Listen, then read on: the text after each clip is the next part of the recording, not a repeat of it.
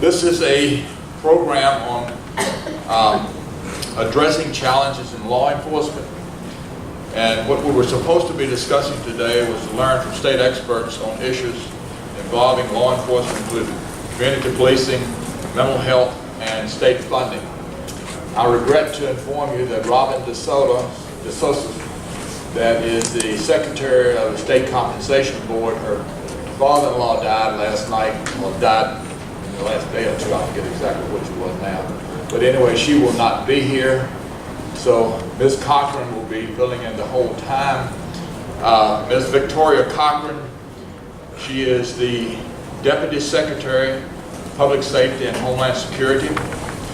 Ms. Cochran was appointed Deputy Secretary of Public Safety and Homeland Security in January of 2014. Prior to her appointment, she worked in state government as Director of Behavioral Health and Criminal Justice Services and was a public defender in Southwest Virginia for nearly 20 years. Her portfolio includes serving as Secretary Moran's liaison to the Department of Juvenile Justice, Forensic Science, Criminal Justice Services, and Alcoholic Beverage Control Commission, Commonwealth Attorneys Services Council, and of course the Department of Corrections. Additionally, Ms. Cochran serves on the Governor's Children's Cabinet, the Executive Leadership Team on Opioids, Addiction, and chairs the Evidence-Based Decision-Making Initiative, a partnership with the National Institute of Corrections. And as you know, opiates has been a big topic over the last couple of years.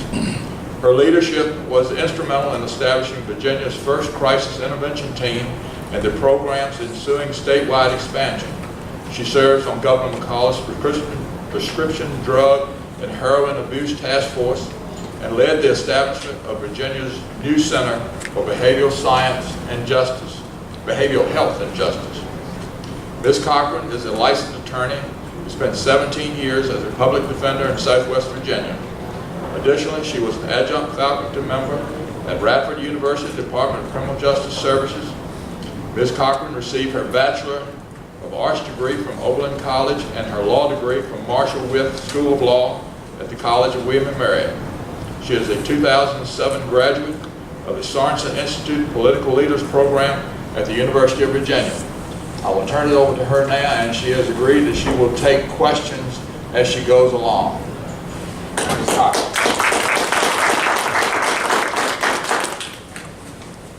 I always appreciate applause when I come to the podium and hope that I will get them when I leave, but that will depend on what I do for the next hour, I suspect. It is an honor to be able to speak with you this morning. I work very closely with Robyn Socio at the State Compensation Board, and we have worked together on a number of the initiatives that Mr. Robertson just mentioned, and so I feel fairly comfortable, and I think Robyn feels fairly comfortable that I may be able to address some of those with you, and I hope to do that. We're not kidding at all about taking questions during the presentation. I'm going to be covering any number of topics, and I'm going to be doing dual work here because I have my notes on my screen, and then we've got the clicker here, so I'll be doing double clicks. So I hope you'll bear with me on that. But I'm going to start out by just giving you a quick overview of the Public Safety Secretariat and talk to you, and you'll see how that impacts the work that you guys are so immersed in at the local level, and that's why I wanted to spend just a couple of minutes talking with you about the Secretariat. What you see up here is the governor's strategic priorities for our Secretariat when he came into office in 2014. All hazards emergency response, reducing recidivism, preventing gun violence, and smart policing. And what we realized around making that work is that we can't do it alone. We have to collaborate. We have to work with localities. We have to work across secretariats to make sure that these goals and the many others that we have in public safety are assured to be met. So we have two deputies in the Secretariat. Curtis Brown, my counterpart, is in what I like to call the reactive part of public safety and homeland security. He covers emergency response and emergent issues. He runs liaison for the Department of Military Affairs, the Virginia State Police, the Department of Fire Programs, the Virginia Department of Emergency Management, and our Homeland Security group. And that includes our Resilient Virginia initiatives around response to all manner of challenges that we face, both natural and man-made disasters. I call that reactive because they're the guys that you guys are saying to us when we have, like we did a few years ago, Snowmageddon, or a tornado like we had out on the Eastern Shore. It was 2015, I believe. Or when there is an issue like the one that we saw in Charlottesville over the summer. And that is the response piece. I like to think of myself more on the proactive side of public safety and homeland security, the policy side of those things. I really work in the areas of criminal justice policy and administration. My agencies, as was mentioned, are the Department of Juvenile Justice, which I'll be talking about here in a few minutes because of the really strong impact on localities and the partnerships that we are trying to build with localities in our juvenile justice transformation. The Department of Corrections, and again, a huge confluence of local responsibility and state responsibility, both around our local and regional jails, and with reentry from our Department of Corrections facilities into all of our communities. Then our Department of Criminal Justice Services, which is the conduit through which any number of things happen financially in our localities. For one thing, they run a lot of your 599 funds that come through for law enforcement. They also are a conduit for the burn JAG assistance grants and other federal monies that come in and flow into your localities, usually given out through competitive grants, some through formula funding. They also support, in the Department of Criminal Justice Services, local response for victims and to the Commonwealth Attorney's offices to support victim witness services in your communities. And so DCJS, again, has a very strong connection. I also am the liaison for the Commonwealth Attorney Services Council, which provides all the education and training for your Commonwealth's attorneys. Then my personal favorite, the Alcoholic Beverage Commission. I really like the fact that I get to support ABC and our Virginia economy by visiting the ABC stores as often as I possibly can. All right, for those of you who are giggling, thank you. For those of you who are not, I'll make a joke anytime I can. You just need to get used to me. It'll be fine, I promise. So I'm going to move us forward and talk to you a little bit about the next issues. These are the topics I really wanted to cover with you. I will be spending a good bit of time on the juvenile justice transformation, talking about reentry and recidivism, some of the great work we've been doing, and some of the great work that a lot of your communities are doing to make sure that people who are in government leadership, which doesn't always happen, are really aware of what's happening on the ground in your communities around these areas. I want to talk to you a little bit about the Board of Corrections. As many of you are aware, there was legislation passed just this past year to establish a new responsibility in jail oversight for that group to handle death reviews. That, of course, was a response to the Jermichael Mitchell death in August of 2015, and that initiative is getting underway, and I'll talk a little bit more about that.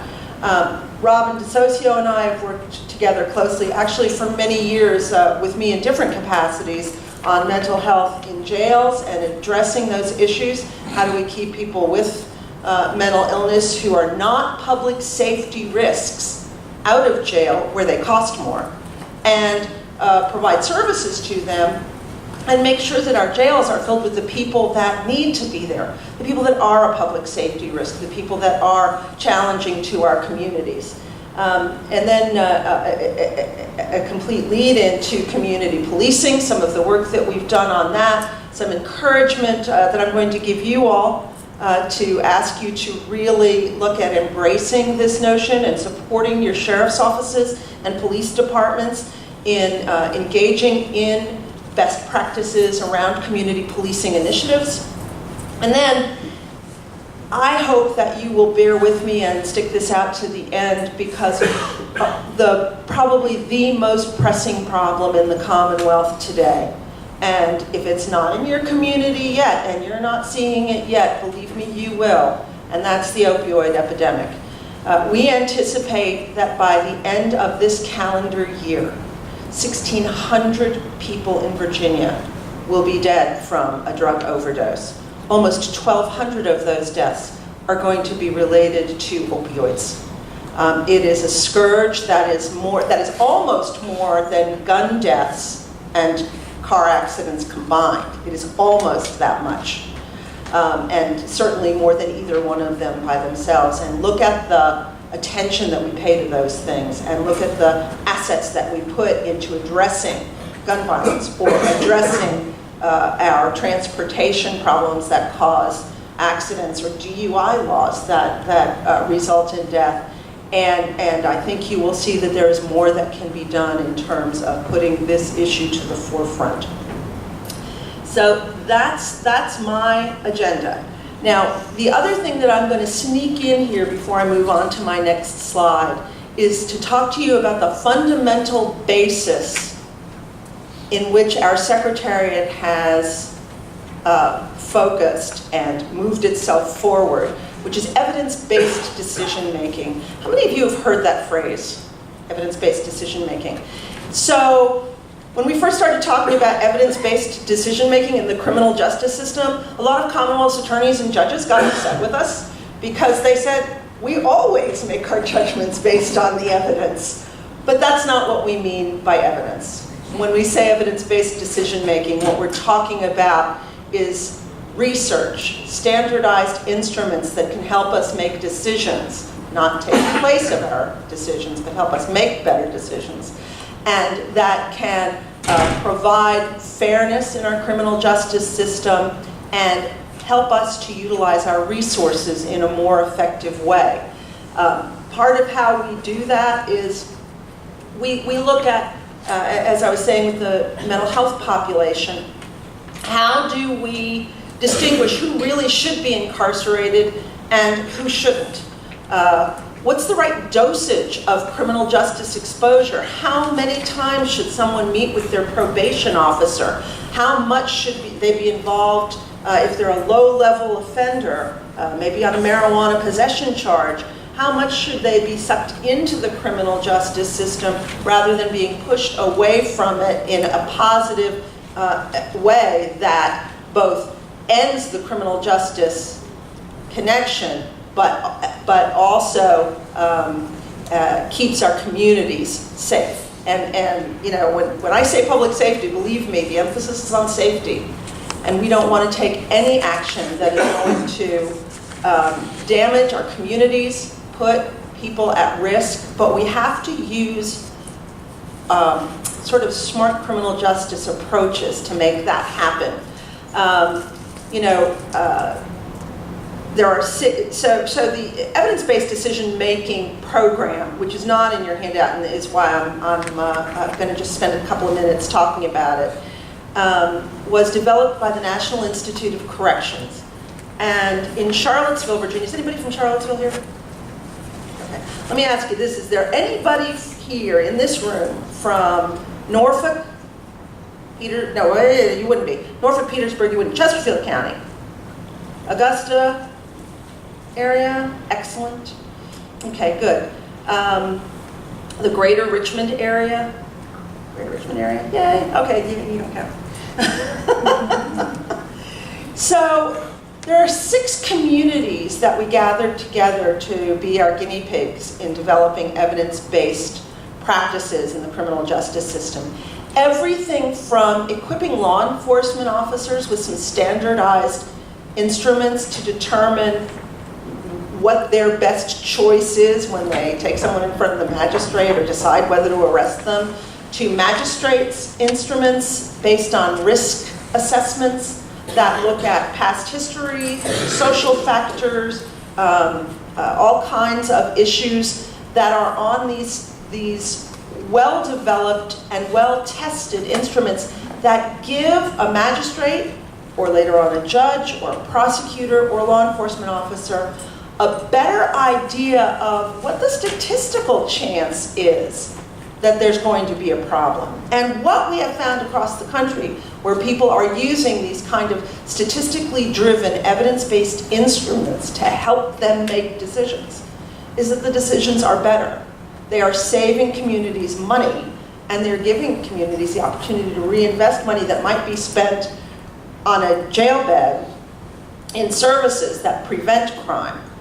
And so we have found that that's a great opportunity. So they work on issues like pretrial decision making. Should somebody be out on bond or not? Why spend the 60 or 90 days before they go to court paying for them a bed in your jail when they're going to be safe in the community on pretrial services? They don't necessarily have to pay a bond, depending on how your judge feels about that in your community. And these pretrial services programs give them the right dosage of supervision to make sure that they show up at court, get what punishment the judge decides they need, and don't commit crimes while they're out there. Again, the data shows that works. How many of you have pretrial services programs in your communities? How many of you know whether you have pretrial services programs in your communities? Okay, so the Department of Criminal Justice Services funds these local community probation and pretrial services programs. Probation is local probation for misdemeanors, just the same as state probation for felons. Pretrial services is when your community probation office sends someone in when they've been arrested, gives them a risk assessment tool, makes a report to the judge, and the judge gets a better idea of whether they should be out on bond or not, or out on pretrial services supervision, so that they are less likely, again, to commit crime and more likely to show up. The data shows us that pretrial services rate of no-shows in court is de minimis, as opposed to people who are just out on bond. And it's a cost saver if you're not keeping someone incarcerated while they're awaiting trial. Again, those are all the kinds of benefits that evidence-based decision-making can give you. Risk assessments, evidence-based interventions, training and public information. You know, one of the things that we are all concerned about is what is the perception in the community about what we might be doing to make the criminal justice system more effective. And very often, when people don't have the knowledge about the data, when they don't understand what a community is working on, they will not accept the idea that somebody can be safe in the community if they've committed a crime. When in fact that they can. And they don't necessarily, as a community, understand sort of the cost-benefit analysis. That's not what people think about. They think about what's in the headlines, how dangerous is it that they feel their community is, rather than how dangerous their community actually may be. Doing public outreach around these issues can also be really, really important. Another issue, and I want to ask how many of you deal with this in your communities, there's a lot of challenges to data and information sharing from your jail and your law enforcement agency and, say, your community services board or your public health department. How many of you experience that as an issue in your communities? Got a couple of you, okay. I really would rather see more exercising of the arms here, but you know, we'll move forward. All of these issues and ways of addressing things require understanding the data to know whether you're making a difference in your community. And so for the police to be able to talk to the community services board before they go respond to a mental health call, for example, could be really vital.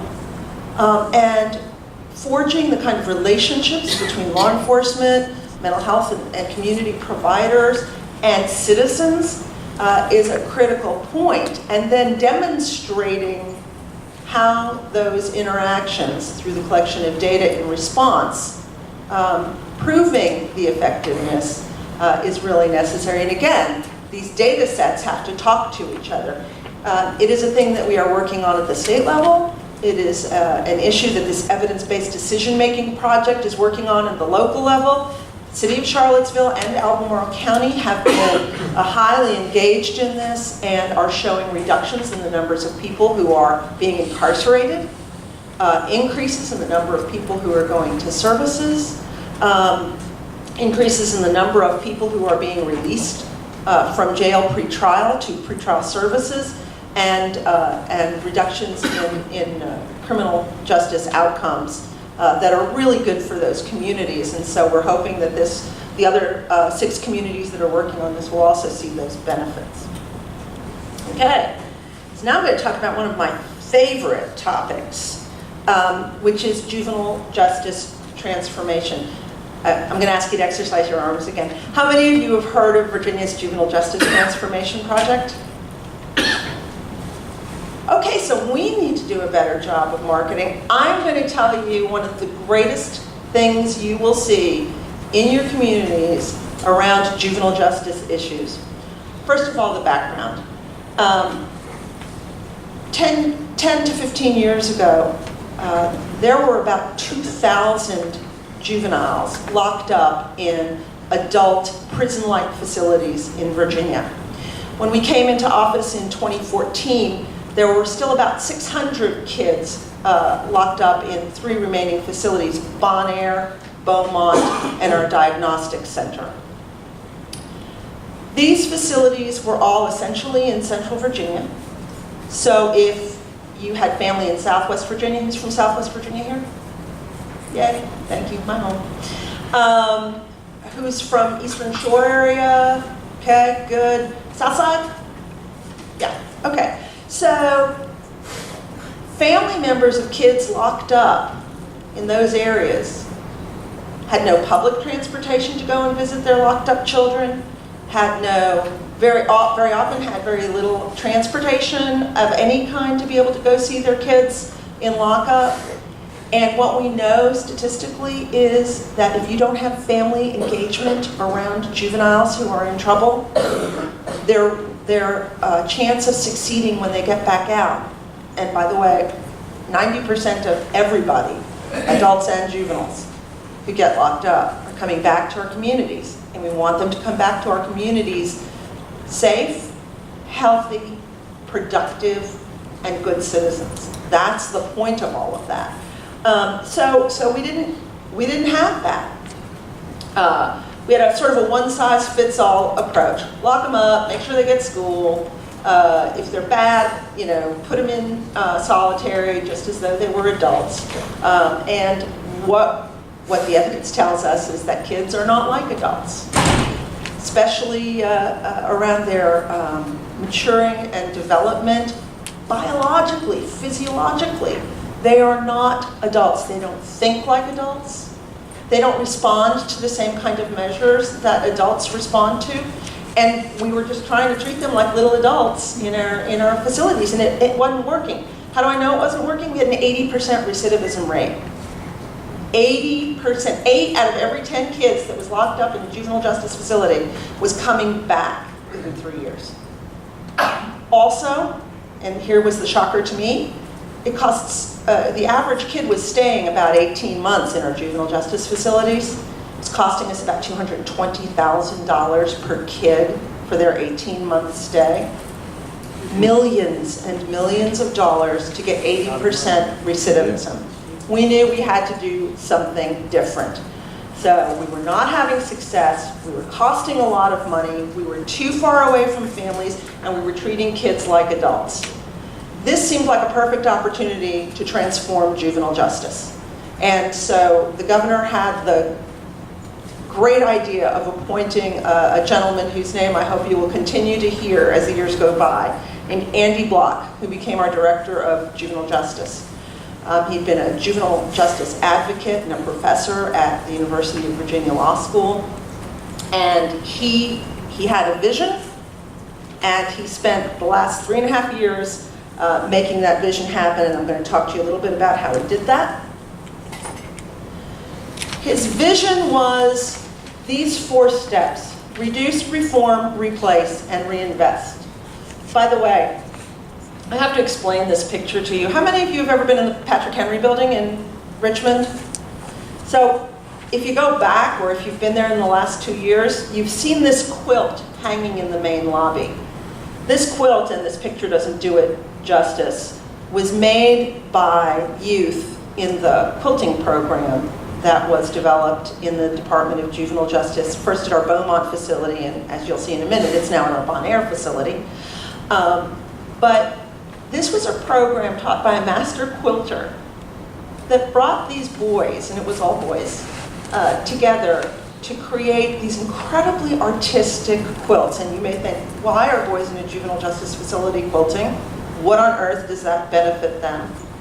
Well, it teaches them math skills, because the geometry involved in creating a quilt like that is extraordinary. It teaches them teamwork, because they have to work together. That quilt is about 15 by 12, I think. And so it's an extraordinary piece of art that they had to work on together to make it happen. It teaches them patience. It took them almost a year to create that quilt. And it teaches them pride and self-satisfaction in their ability to get a job done. And it's an amazing, amazing thing to see that happen. And that's some of the kids and the teachers who were actually able to come from the facility to the Patrick Henry building to see that quilt after it had been hung and after they had presented it to the governor in the governor's mansion a couple of weeks before that. About 20 of these kids from the Beaumont facility wearing bow ties they had sewn themselves, dressed in street clothes, getting to meet the governor and the first lady and present them with this gift. That's the kind of thing that encourages kids to do better. And it is a part of our process. And I talked to you already about reducing our census in the facilities.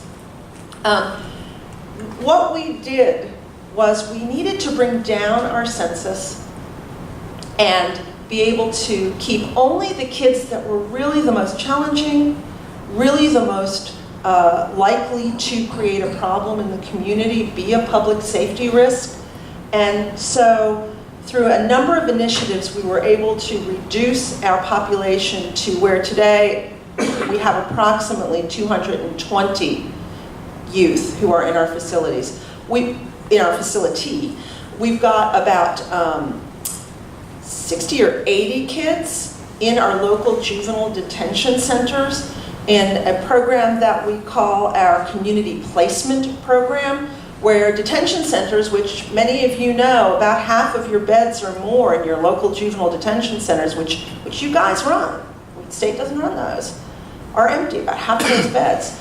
And so what we've done by reducing our population and closing the Beaumont facility and the diagnostic center so that we only have Bon Air left, with 220 kids in it, which hopefully will also be changed. I'll go to that in a minute. We've been able to take some of that money and reinvest it in your communities by paying your local detention centers to take these kids, provide them the array of services and supports that they need, bring them closer to home so that they can be within visiting distance of their families and accomplish all of the good work that we need while supporting your local juvenile detention centers. So we reduced, we closed those facilities, and then we said, so what else do we need? Well, we need to reform the way we're addressing these kids in our facilities. And we adopted the Missouri Youth Program, which which uses a community treatment model to bring the kids all together in this big facility. And it's still this big not very nice, very adult-like prison facility. But what we've been able to do is align these kids in a community group. So 12 kids have the same staff, they have a teacher liaison, they have a treatment liaison, and they operate within the facility as a group. It's I guess the best analogy that I could give you, if you try and think very positively about this, please, is if you're in a college campus and you've got a bunch of fraternities and those kids travel together, or if you're in a high school and you've got a cohort that works together with the same teacher and the same students consistently over the years. The point of this is that a lot of these kids have never had the opportunity to know what a community feels like. They've been in social situations and familial situations and economic situations that have been difficult. We know this. I mean, these kids come to us very, very complex in their needs. Almost all of them reach high on the ACEs score, so they've got high trauma in their lives. And so what we want to do is teach them citizenry. We want to teach them behavior within a community setting. And that's part of our reform effort within our facilities. But we also need to replace our facilities. Yes, sir. Thank you for a question. Yes. Based on the community treatment model, and you alluded to the fact you knew that they suffer from a lot of the same symptoms that lead them to be criminals. Did anything included in there being preemptive in approaching those folks so they never get in the system to start with, especially at younger ages? Absolutely, and that's the real beauty of this. So let me run through replace. We want to build 2 smaller therapeutic community, criminal justice facilities, right?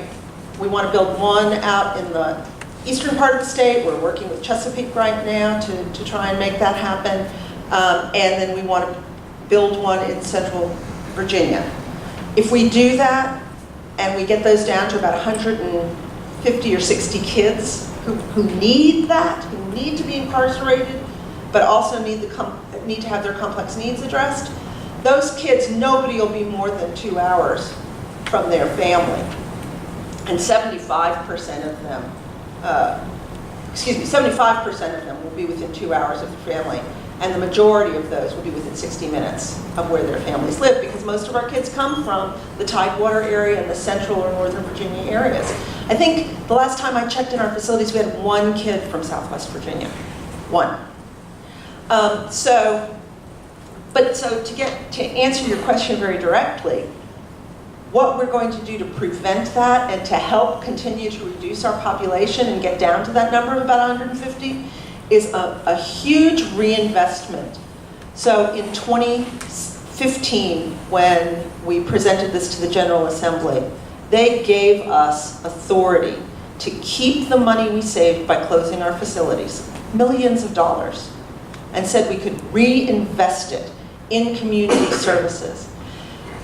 In 2016, at the beginning of 2017, we had contracted with 2 management companies who are working with the communities and are providing evidence-based treatment and services that when we're done in the next year, maybe even less than that, maybe in the next 6 months, every community will have a minimum amount, which is at a high bar, but everyone will have the same kinds of community services available to them. Right now, we're working on rolling out multi-systemic family therapy. It's hugely important. It's all about when a kid gets in trouble, you can't just work with the kid, you've got to work with the family they come from. And so right now in the Charlottesville area, for example, there was a lot of hoorah about those services being in place. There's no one in the Charlottesville area that is more than 90 minutes drive from access to that treatment. And the treatment people go to them. They don't come to the treatment people. So people are going out in the community and working with the families to do exactly what the gentleman in the back asked about. Yes, ma'am. So on that note, what are you seeing for the cooperation and participation from the families? I don't Are have you that. seeing it from moms and dads? So I don't have that data, and we are just now rolling that multisystemic family therapy out. Talk to me in 6 months, I can give you an answer, but we're using multisystemic family therapy because it works, and I can only expect that one of the reasons that it works is because those parents do get involved, and the brothers and sisters, and the extended family, whoever's living in the house, whoever's impacting that child. Hang on, we had another question in front? Yeah. Once you create the 2 small therapeutic sites, what would happen with Bon Air? Will that continue to operate? No, we would close, the goal would be to close Bon Air and have just these 2 new sites for this greatly reduced population. I've seen the architect's drawings, and I was on a panel that actually studied how we needed to do this physically. And the light and the design and the sensibility that these places provide for these youth are night and day from what these Bon Air and Beaumont facilities look like. And you had another question in the back, sir? Yeah, are you all coordinating with the community services boards who already do a lot of the family involvement? And also, are you coordinating with any other organizations, example, Boys and Girls Club, that have such a success in getting children younger so they don't get into gangs and other criminal activity? Absolutely. The management groups, and I can't remember now how they're divided, but one of them is in one part of the state and the other one is in the rest of the state. They went out to the communities that they were going to be working with, the regions that they were going to be working with, and they reached out to all the providers and had information sessions with them, asked them to cooperate with, to talk with them about the services they could provide. The 2 regional managers are literally that. They're identifying what services there are. They're saying, these are the evidence-based practices that we want to provide.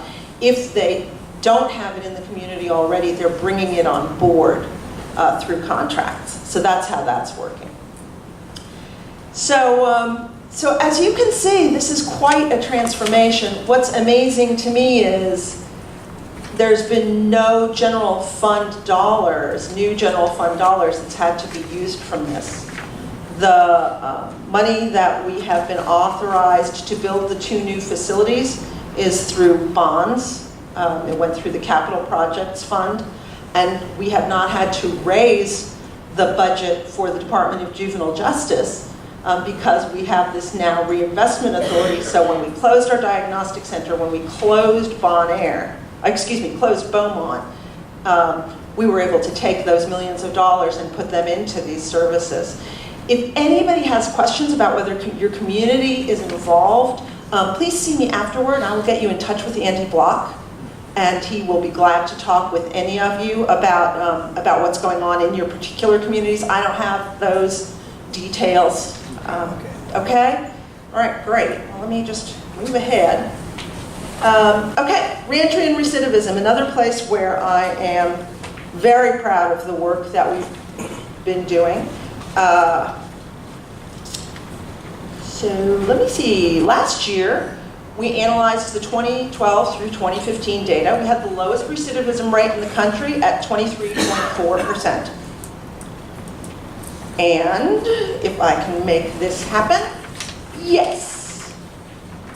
We've gone down an entire percentage point from 2013 through 2016. We still have the lowest recidivism rate. This is adults in the country, not juveniles. This is adults. So that means that it still means that 2 out of 10 people are coming back into the Department of Corrections within 3 years. But it means essentially 8 out of 10 are not. And that's the statistic that I think is admirable. The Department of Corrections is run by a gentleman, Director Harold Clark. Harold Clark was in the McDonnell administration. He was brought in by Governor McDonnell. Governor McAuliffe asked him to stay on, and the work that he has done on recidivism has been outstanding. One of the reasons for that is because we have made historic investments in reentry and in reducing recidivism. And we have put in $2.2 million ongoing now for mental health specialists in probation and parole offices. Interestingly, there's a 50% recidivism rate. By the way, the 22.4 is for the whole state. It's not just our DOC facilities. It's everybody. But in our local jails, for people with mental illness who never come into the Department of Corrections system, the recidivism rate is 51%.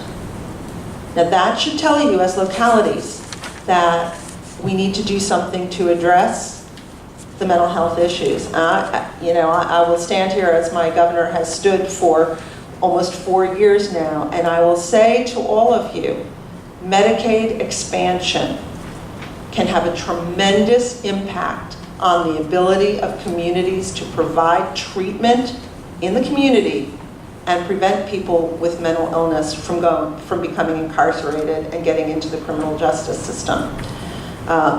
That's the only commercial I'll do for that, but I hope you will take that to heart. So these are the things that we've done to invest in reentry, all very significant. The philosophy in the Department of Corrections is the minute they set foot in the Department of Corrections, that's their first day of reentry programming. And we hope to continue on that trajectory over the next several years, continue to minimize the number of people that are being incarcerated, and the nation is seeing historic drops in incarceration. There have been a couple of blips. There's clearly some increase in violent crime that we've all seen from the FBI statistics, but the overall trajectory continues to be down. It's kind of like the stock market, right? The stock market may dip in a year or over 5 years, but historically it has always risen. Those investments are good bets. Our investments in reentry and reducing recidivism are also continuing to be good bets, and we're seeing crime go down in part as a result of those efforts. So I want to talk briefly about the Board of Corrections. The new legislation established a responsibility in the Board of Corrections, in addition to everything they do right now to set standards for all of your local jails, right? They go out every 3 years. Every jail gets audited by the Board of Corrections. They have to pass those audits. But now, if there is a death in a local jail, rather than he does it, no, she does it, no, that person's going to figure out what's going on. The Board of Corrections is statutorily tasked to go in and review the death. They have, and these are the people who are doing it.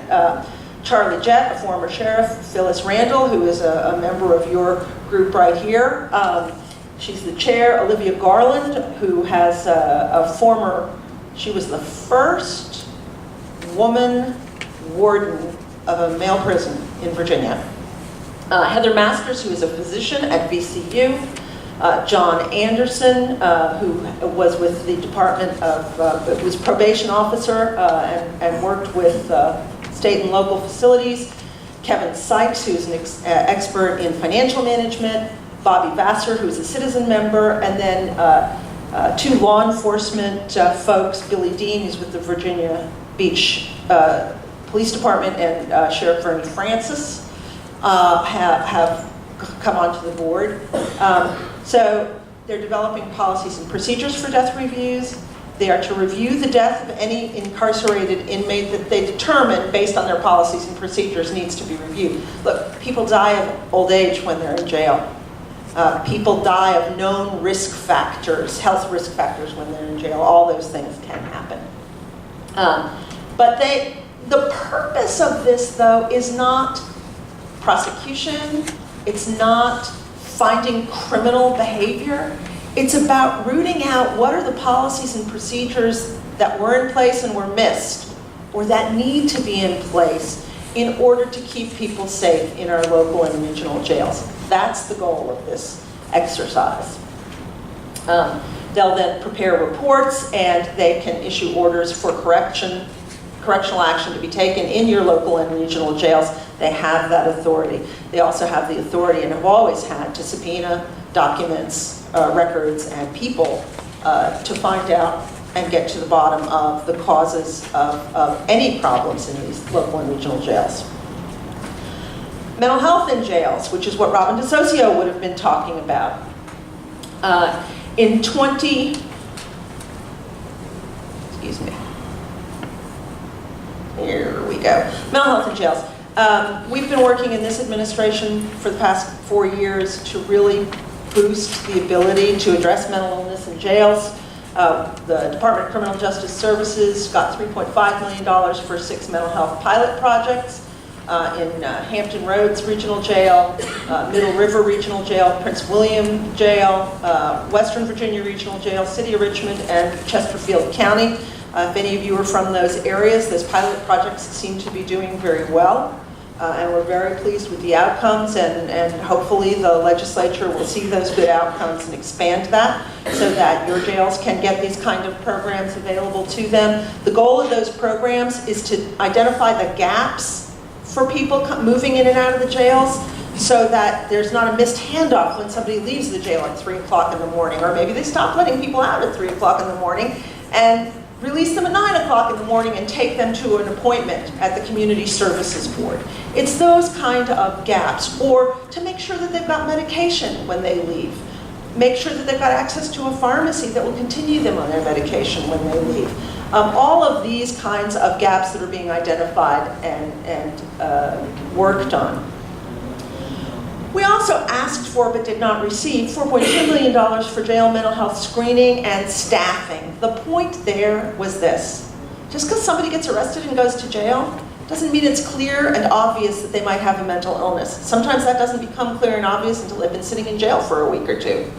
But if we do these brief jail mental health screens, we can identify them at the front door, which helps us manage them in our jails better if they have to stay in our jails, and helps us know whether they are people who should be out in the community getting treatment instead of being in jail, and how to make that happen.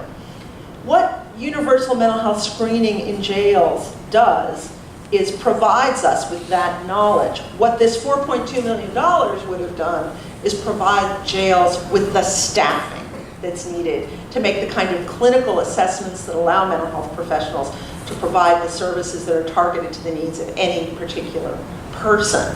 We did not get that. We did get budget language that now requires, and you know, how many of you have ever heard the term unfunded mandate?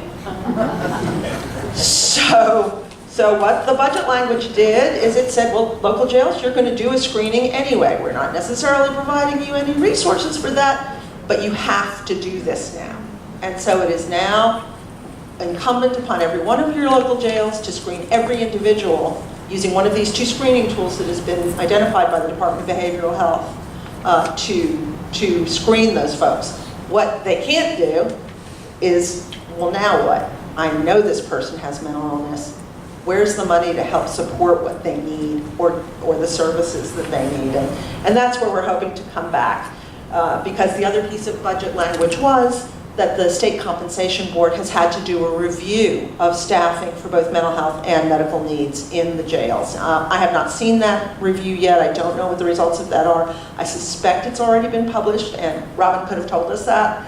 But you might want to go on the legislative website and see what those staffing recommendations are, and see how your local jails kind of stand up to that standard.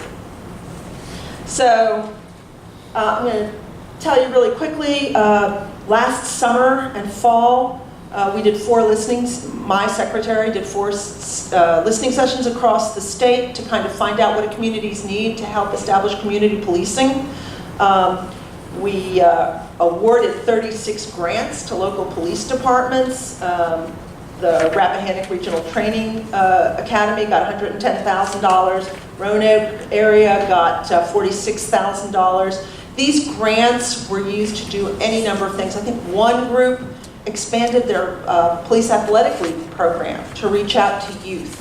Others are having community conversations to help bring community and law enforcement together. We all know that the tragedy in Charlottesville put a real question mark around community policing and raised a lot of issues for our communities. I think that overall, it's really about making sure that government leadership, law enforcement, and community members are having those forums not in the throes of a problem, but before a problem occurs, to develop the kinds of local relationships that are necessary to establish successful community policing practices and create the kind of trust that law enforcement needs to have with their community and the community needs to have with their law enforcement. All right, so let me see. Let me go here. This is where I really think the rubber hits the road for us. Raise your hand if you've had an opioid death in your community. Raise your hand if you don't know if you've had an opioid death in your community. So talk to your Department of Health, look at your data. I guarantee you, people in your community are dying of opioid overdoses. I'm going to talk to you a bit about the real challenges, and then I'm going to talk to you about some of the solutions that we're looking at. And then my hour and a half with you will be done. I continue to solicit your questions and comments. So here's some of the data that I was telling you about, the projected deaths for 2017 from all drugs. The projected deaths, nearly 1,200 projected from all opioids. I will say that at least it looks like it's rising slower than it was. If you look from 2012 to 2016, it's almost double. It is more than double the deaths from opioid overdoses. So here's why all the deaths are happening. There is a thing out there called fentanyl. Fentanyl is a synthetic opioid. Fentanyl was originally developed and marketed by a pharmaceutical company in a patch that was used post-operatively and for cancer patients, people in a lot of chronic pain. It was touted as a significant improvement in treatment for pain and pain management. What has happened now, however, is that heroin is being cut with fentanyl. Sometimes it comes from people breaking these patches down, and then somebody melts them in with their heroin, shoots it up. It's also now being manufactured synthetically in many other forms. A lot of it is coming in. Where do you think it's coming in from? China. Who said China? Ding, ding, ding, ding, ding, ding, ding. Yes, it is coming in through China. It is coming in over the dark web. You can get on the dark web and find the recipe for creating synthetic opioid. It's a terrible challenge. Then, so you know, 10 times stronger than heroin, and people don't know what dosage they're getting when they're getting it on the street, and so they die. Then it got worse. About a year and a half ago, we heard of something called carfentanil. Anybody know what carfentanil is? Tranquilizer. Yes. Who? A tranquilizer for who? Elephant. It is an elephant tranquilizer. Literally, grains of sand worth of carfentanil can kill you. Law enforcement officers now are being given instruction from the Department of the DEA, the Drug Enforcement Agency, not to handle any powder or suspicious substance without gloves and mask, because that thing can be aerosoled. That thing is so minuscule that even touching it, it can absorb into your body and cause an overdose and death. So now, what happened is, that means that law enforcement officers are not doing field tests to determine whether something's an opioid or not. That has had a tremendous impact on our Department of Forensic Science, which analyzes drugs for court prosecutions. Right? The evidence comes into the Department of Forensic Science and they analyze it. Department of Forensic Science is my agency, by the way. The most brilliantly managed, smart group of people I've ever known in state government.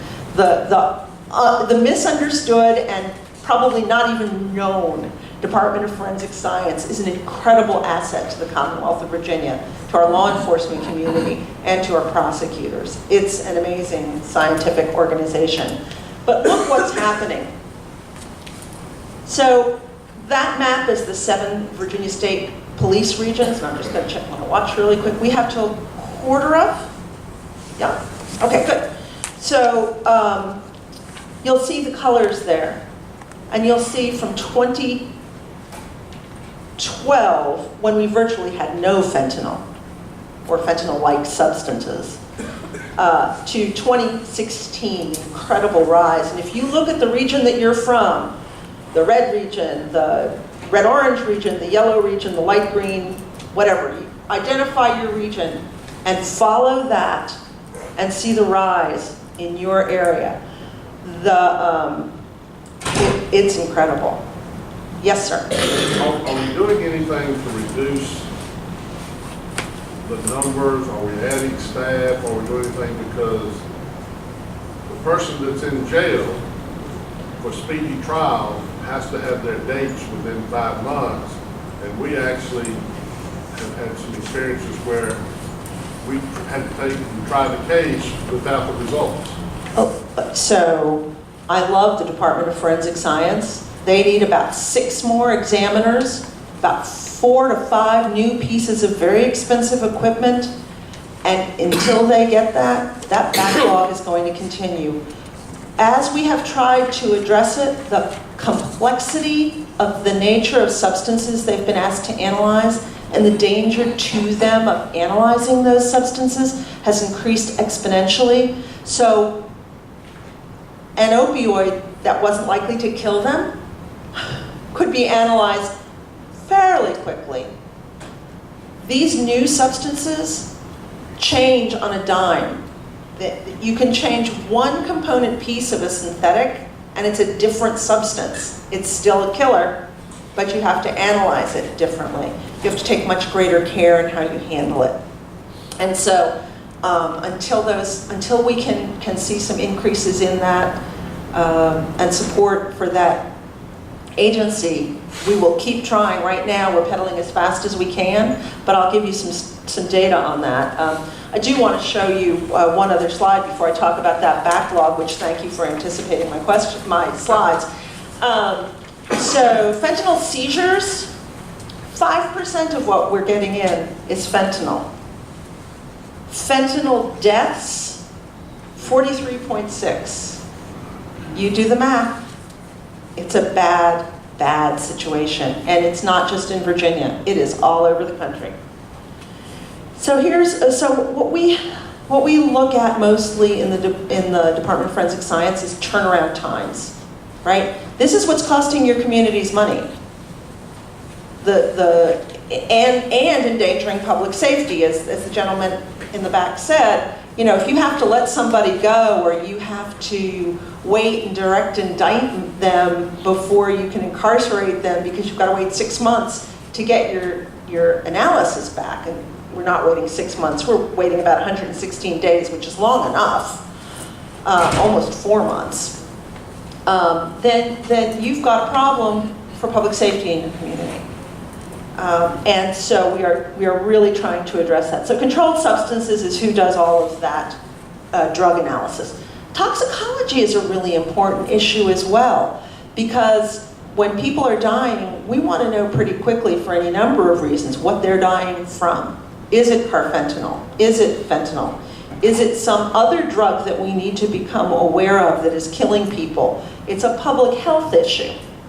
And so that takes a long time.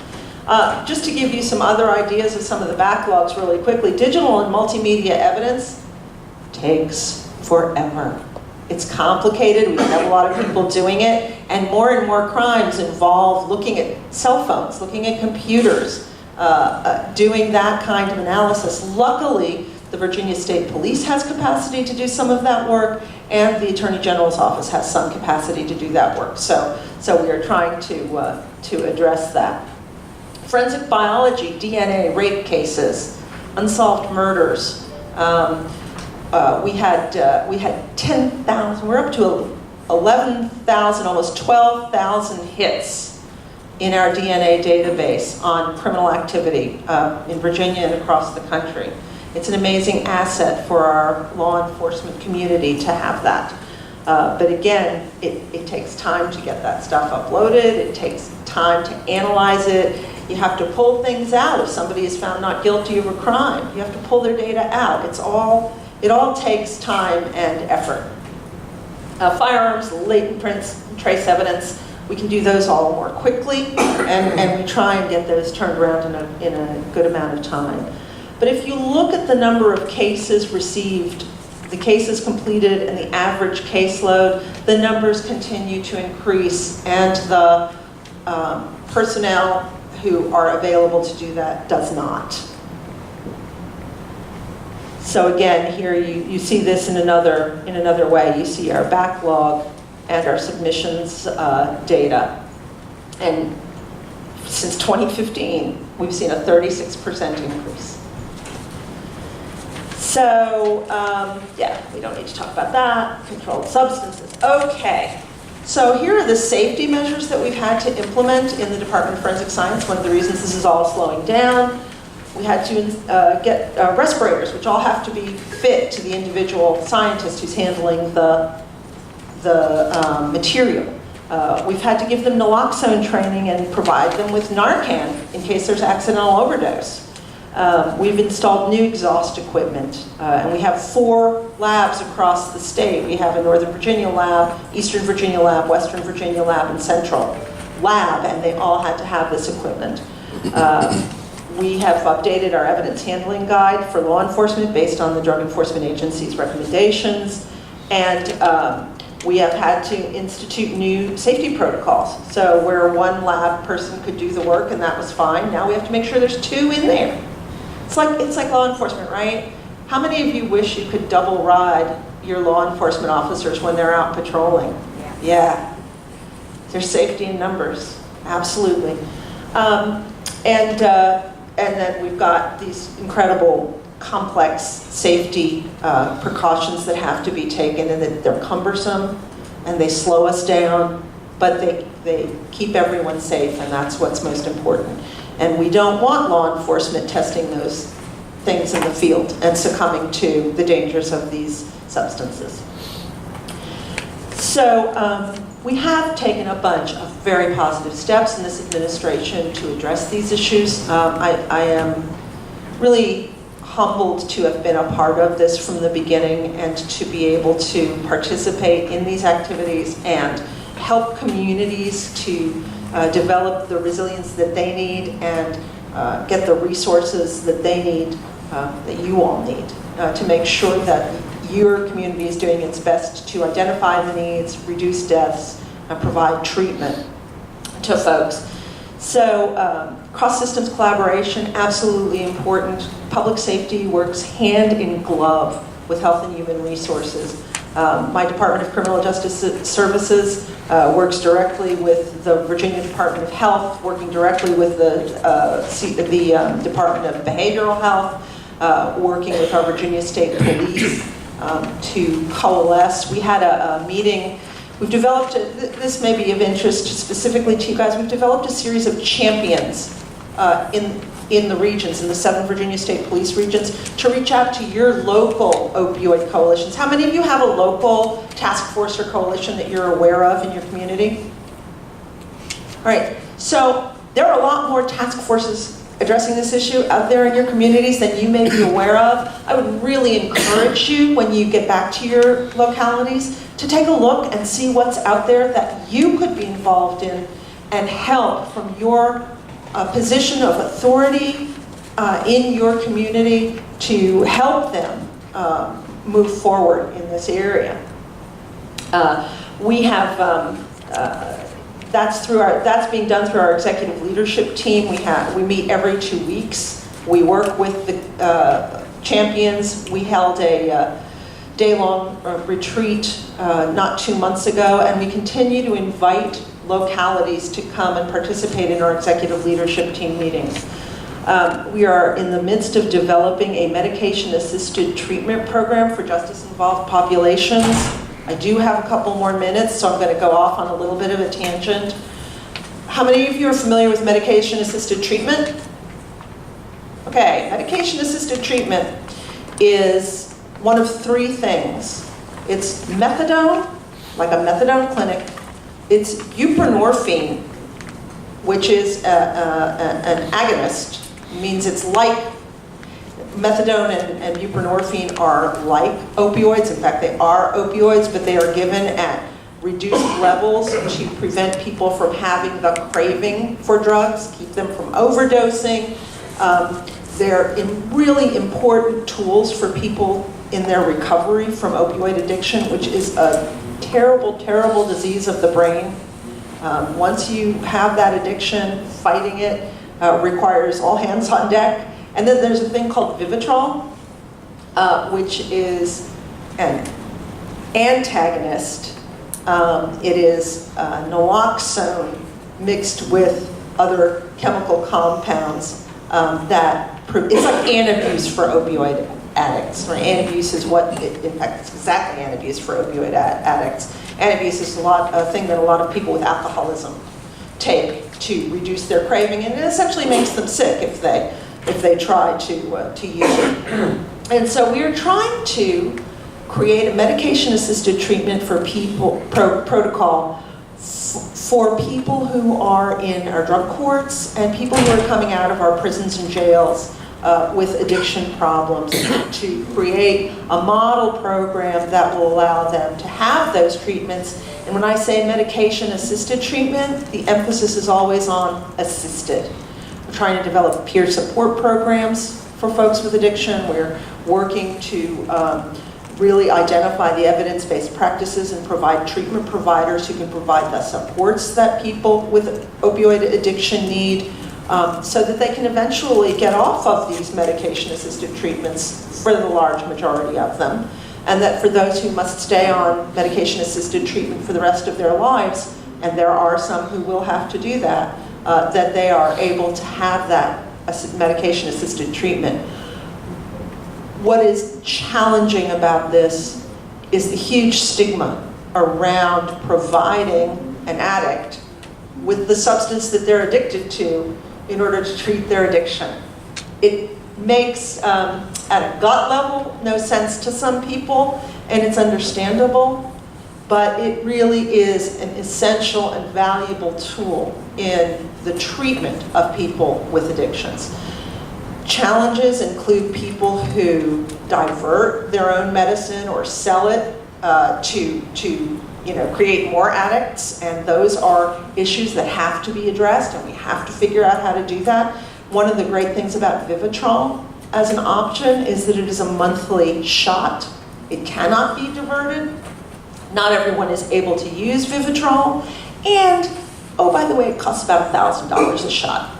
So it's a very expensive option, whereas methadone and buprenorphine are much more cost effective. But we're looking at all this and trying to create the model that communities can adopt so that you and your communities can support and prevent addiction. Another thing communities can do really quickly, how many of you have drug take-back days in your communities? Yay. How many of you have partnerships with your local pharmacies to help you make sure that medications are returned to the pharmacy if they're not being used? If you've not explored that in your community with your local pharmacies, I would encourage you also to do that. The pharmacies will take back old drugs, most of them. And so that's an idea. So drug take-back days, we had the last statewide one, or national one, back in April, and nearly 27,000 pounds of drugs were turned in. That's drugs that are out of the hands of kids trying to experiment with their parents' medicine cabinet, That is preventing accidental overdose, and that is preventing the diversion, the illegal diversion of medications into street drugs. So we're very pleased with that, and I encourage you all to work with your police departments on that issue. The other thing that you can do, get Narcan in everybody's hands. The Department of Behavioral Health and Developmental Services will provide training for anyone in your community. Lay people, law enforcement, medical people if they need it. Naloxone or Narcan saves lives. Law enforcement, these are emergency medical services utilization maps on Narcan. I'll tell you the other problem that we have is we've got Narcan in the hands of a lot of police departments and sheriff's offices, and that's great, but they're not capturing the data for us. And so we're trying to find a way to capture the number of saves that they are providing. But if you look here, I mean, this is, look at the increase since 2011. We're putting the Narcan out there, we are saving lives. I think that's, I believe, although I do not have the research to back it, but I believe that's one of the reasons we're seeing a slowdown between 2016 and 2017 in the rate of opioid overdose deaths in the state. All right, so that's again about the Narcan, getting it out to people. Virginia State Police, 400 of their personnel are going to start taking it. Virginia Beach is a prime example of why Narcan works. On average, 1 save a week since they started carrying Narcan. It's an amazing Who funds the benefit. Narcan, the local? So the Department of Criminal Justice Services has put out some grant funds through burn funding to fund Narcan. We actually thought we would get more than 11 agencies asking for it. The first year that we put it out, and we only got 11 agencies asking for it, and we funded it for them.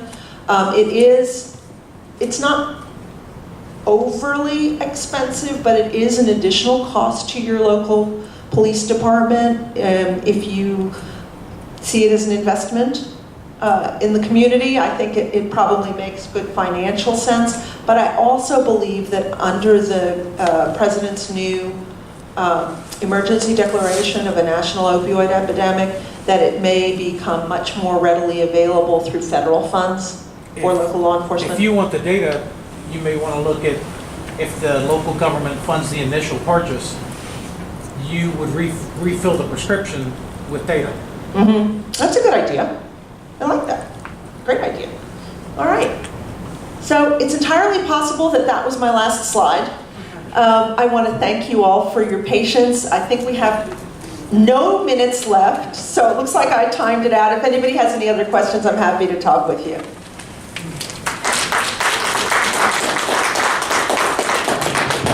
Thank you, Ms. Cochran, very much, because you had to move forward with a lot more time than what you had anticipated. I learned a lot. I've been in law enforcement for 38 years. I've been out for 11. But when I first started, heroin was at 6% pure. And that was the biggest thing we had to worry about. One other thing on the Division of Forensic Science. Our Virginia Division of Forensic Science was the first place in this country, the United States, that did a DNA homicide. It was Timothy Spencer in the city of Richmond for a serial killer. So they have been in it, and they have been one of the forerunners, and they have been respected. Dr. Ferrer have been respected all over the country. The other thing is, one of the things she talked about was information. Police cars with computers in them gives your officers a whole lot more information to deal with out there when they don't have them. I know it's another expense, but it's something that can really help people provide things. Again, I want to thank Ms. Cochran for filling it in. We have our sympathies with Robyn, and but hope you will enjoy the rest of your day. Enjoy your lunch in the ballroom. Have a good day, and thank you for being here.